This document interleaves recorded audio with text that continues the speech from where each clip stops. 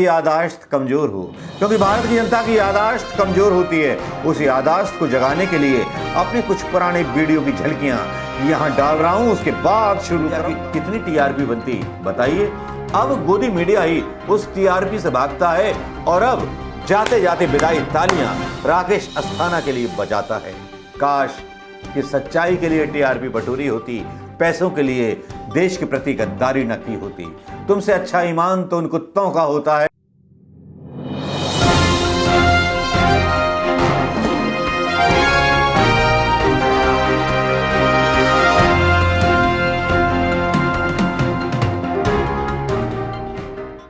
दोस्तों नमस्कार, मैं मनोज कुमार शर्मा आजाद हिंद आवाज न्यूज के लिए लेकर के राकेश अस्थाना के बारे में खबर कि उनको रिटायरमेंट दे दिया गया। हालांकि सुप्रीम कोर्ट में उनके खिलाफ उनके कार्यकाल को बढ़ाने की बात चल रही है और जैसे ही राकेश अस्थाना के रिटायरमेंट की जैसे ही बात पता चली कि वो विदा होने वाले हैं, यहां पर राकेश अस्थाना का जो कार्यकाल था, जो भी कुछ था वो तो था ही था, लेकिन राकेश अस्थाना का अपने विदाई समारोह में एक बयान आता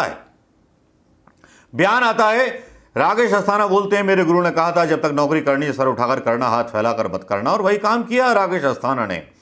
हालांकि दिल्ली को अब नए चीफ दिल्ली के जो हैं संजय अरोरा मिल गए हैं।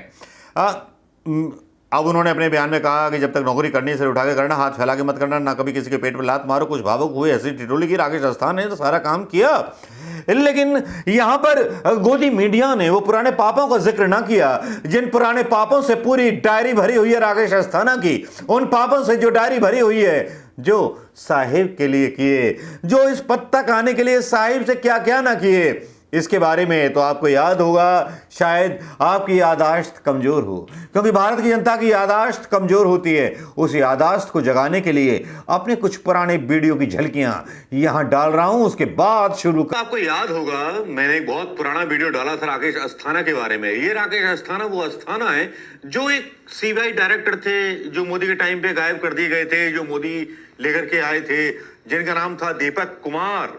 जी हाँ, उनके बारे में ही सारा कुछ आ गया। आज तो मीडिया में बाहर में खुलासा हो गया इस बात का।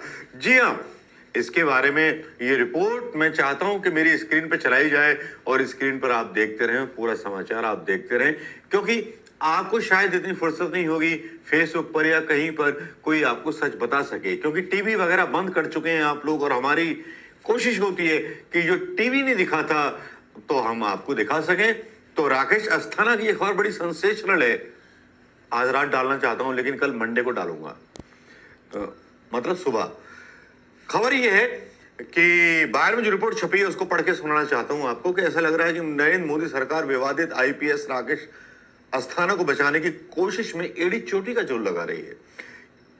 वहीं उनके खिलाफ रिश्वत मामले में जांच चल रही है। राकेश अस्थाना के खिलाफ इन्होंने आरोप लगाए थे सीबीआई प्रमुख के खिलाफ, जिनको सस्पेंड कर दिया गया था, ये आपको पता होगा।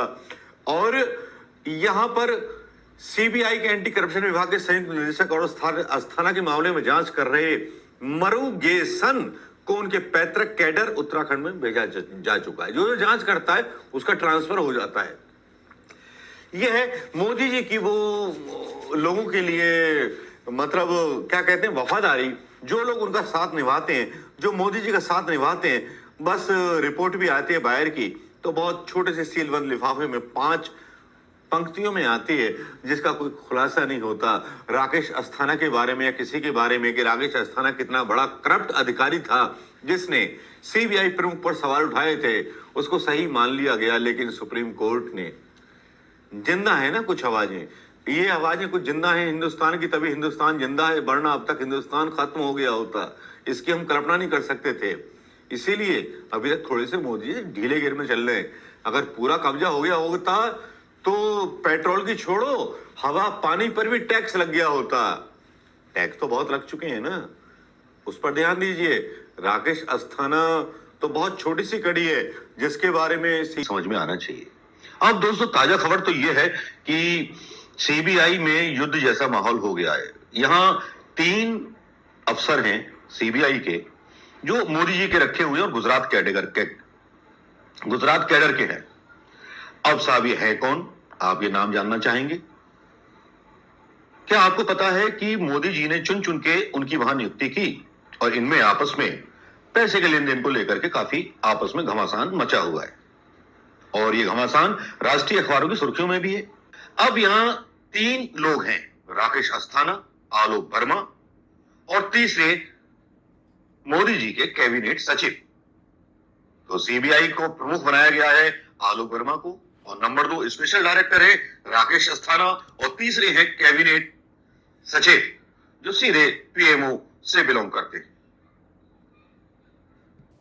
ये कुछ झलकियां आपने देख ली होंगी। विदाई समारोह में उन्होंने साहब ने बोला, जो आदमी खुद ही कैसा भी है, वैसा भी है, ऐसा भी है, वैसा भी है, जिसके ऊपर काफ़ी सारे आरोप लगाए गए हैं और यहाँ तक कि ट्विटर पर कुछ लोग उनके खिलाफ बोलते हुए कहते हैं और बहुत ही गलत चीज़ बोलते हैं और जो उनके मतलब चेहरे को नकारा कर देती है, एक्सपोज कर देती है राकेश अस्थाना के। राकेश अस्थाना आयु के चलते निवर्तमान हुए हैं, लेकिन उनकी गुजरात सेवा के लिए उनकी प्रतिनियुक्ति तय की जा चुकी है, क्योंकि गुजरात की अलमारी कंकालों से भरी पड़ी है। झूठों का बोलबाला, सच्चों का मुंह काला, असत्यमेव जयते। एम.जी. कादरी लिखते हैं संतोष गुप्ता के उस बयान को टैग करके जिसमें लिखते हैं दिल्ली के पुलिस कमिश्नर राकेश अस्थाना आज रिटायर हो गए और उनकी नियुक्ति को चुनौती देने वाली याचिका आज भी सुप्रीम कोर्ट में लंबित है। मतलब वो रिटायर भी हो गए, इनकी नियुक्ति को लेकर के चुनौती दी गई थी। वो मेरे डाले गए वीडियोस में आपने देख लिया गया होगा, जिसमें सीबीआई के डायरेक्टर और ईडी के डायरेक्टर और उसमें सारा कुछ फसाना हुआ था। इस फसाने का खुलासा तो ना हुआ, सुप्रीम कोर्ट में इनके खिलाफ डाली गई याचिका एकदम कबाड़ खाना हो गई।